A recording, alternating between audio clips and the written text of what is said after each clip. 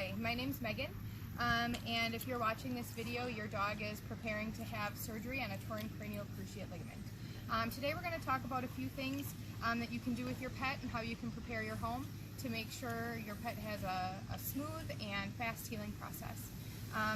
Prior to surgery, you're going to want to prep your home by putting up some baby gates and so your animal can be confined to a certain area of the home so you can keep an eye on them. Also providing a crate large enough for your dog to stand up in, turn around in, with a cone on. The cone is a very important part of the surgery and healing process. You're also going to want to put rugs down in slippery areas of your home. If you have hardwood floors or tile floors, it's really important that your dog feels safe and secure walking throughout your home, and also so that they don't slip out and potentially negatively affect the surgery. A few big things once your dog comes home, you are going to have to restrict activity pretty heavily. So we want them to stay on a leash at all times when they go outside, to go potty. We don't want them running or jumping, no up and down furniture or anything like that. We basically want to control everything that they're doing with that leg until they're completely healed. They can do a few stairs here and there if you have stairs going out outdoors onto a deck, you know, 1 or 2 stairs, but we definitely don't want them doing full flights of stairs. As I mentioned earlier, the cone, the dreaded cone of shame, is a very important part of the healing process to ensure that everything goes smoothly. Dogs will lick at their incisions, they will chew at their incisions, because it can be painful and they don't know why it's happening, and their instinct is to lick that area, and that can cause infection. It can negatively affect the surgery, and it can cause them to have to go back into surgery. Some things that you're going to want to watch for after surgery, a few normal things, you know, a little redness, a little swelling around that incision is completely normal. He is not completely normal. A very small amount of discharge. Monty, calm down. He has not had surgery, so don't watch him. But a very small amount of discharge from the incision is normal. If anything looks open, if it looks really ouchy, painful, red, if your dog seems extremely painful in that joint, those are things you're going to want to definitely contact your veterinarian about, because there could be some sort of problem with either the incision or the surgical procedure itself. Okay, so now we're home and our dog has had surgery to repair his or her torn cranial cruciate ligament. A few things that are really important during this recovery process is keeping motion in that joint. So what we'll do, starting right away when your dog comes home, is we'll want to try to do passive range of motion exercises. So these exercises, we'll say this is the surgery leg, so you'll want your pet laying down with the surgery leg up.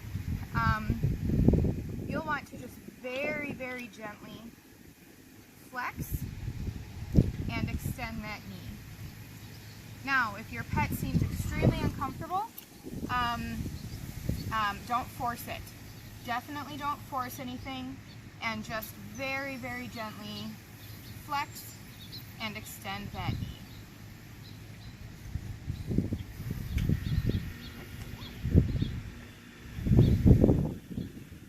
He doesn't seem to mind at all. The other thing that you can do, even prior to doing those passive range of motion exercises, is massaging that area.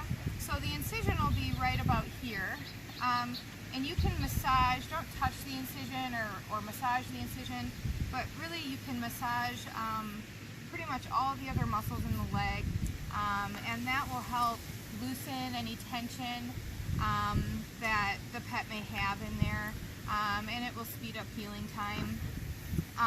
Also, if your veterinary clinic has a therapeutic laser, that can often be really beneficial too in reducing inflammation and helping control pain. Icing is also very important. And your pet's incision will be iced immediately after surgery at the veterinary clinic, and that's something that we would want you to continue. So nothing wet can touch the incision. So you can use a cold pack wrapped in a towel. We don't want anything too hard or painful on that knee or on that incision. So an ice pack wrapped in a towel for 10 to 15 minutes a few times a day. That will help reduce pain and inflammation. Now once we are, say, past day 3 of the recovery process, you can start using heat at that point. Now we don't want you to use anything too warm that could potentially injure your animal or cause any pain. Those rice packets that you can heat up in the microwave work wonderfully. Just make sure that you feel them ahead of time. If it's hot to you, it's going to be hot to your pet. Now we're going to discuss some different therapy and exercises that you can do at home throughout the 12-week recovery process. So this one is pretty easy. It's called weight shifting. So you're going to want to have your dog standing pretty square, and then all you're going to do very, very gently is just move your dog from side to side, and it's very, very subtle. You don't want to force anything, but what this is doing is causing your dog to put weight on each side of its body. So we don't want them to discontinue use of the leg that they had surgery on. We want them to keep muscle in that leg and potentially build any muscle that may have atrophied prior to surgery. So again, just push really lightly, and now you can see he's shifting his weight onto this leg. And here, you can see he shifted his weight onto this leg. You can do this about 10 to 15 reps, 2 to 3 times a day. Okay, now we're going to talk about doing figure eights with your dog. Figure eights are another thing that will naturally cause them to shift weight from one side of their body to another. This is something that's really important, and this is something that they'll be doing on their own during this exercise. So I've set up a couple little cones here, sort of as a guide. Make sure it's real slow and controlled, and you'll be able to see him when we come around here shift weight from one side to the other. Good boy. Good boy. And definitely use treats during this, because your dog is going to wonder why we're doing this. Good boy.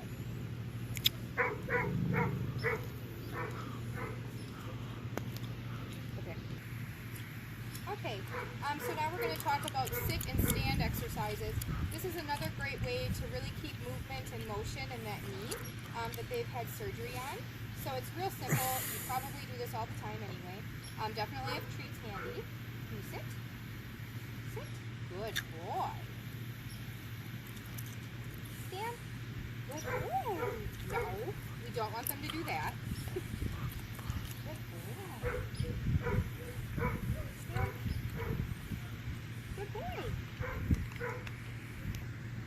Okay, now we're going to do another exercise that sort of really helps with body awareness. It builds strength in multiple parts of the body, which will definitely help, even up muscling and make for a good healing process. So we call it the three-legged stand. For this purpose, we'll say that Monty has had surgery on this leg on my side here. So for the three-legged stand, you're going to pick up each leg for just a few seconds.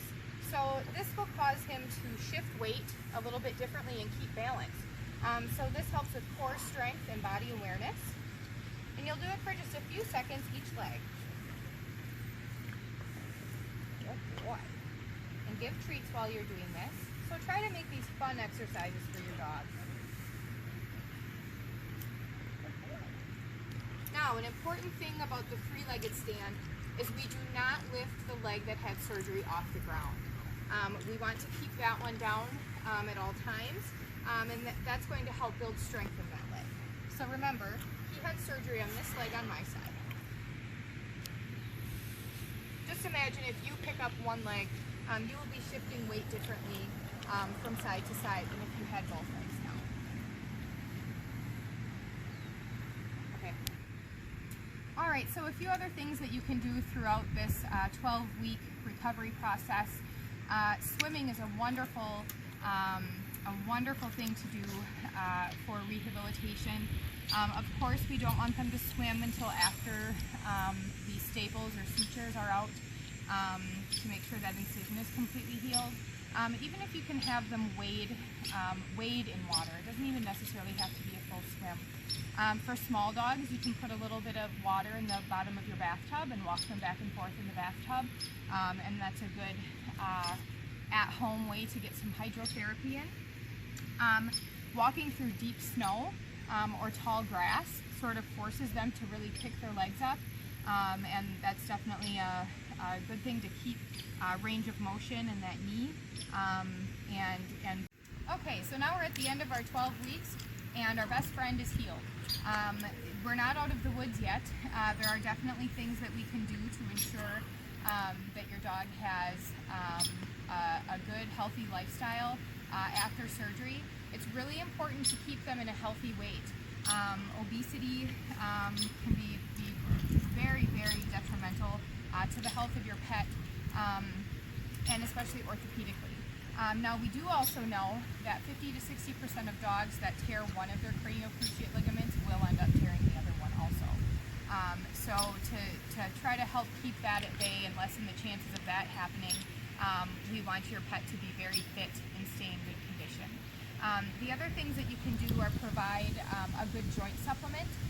There are a lot of supplements out there that you can give whatever your veterinary clinic might carry that will help with joint health. There are also a few diets out there that are really amazing, and there's some really interesting science behind them. And they use like really high levels of omega fatty acids to help with joint health. So hopefully everything has gone well with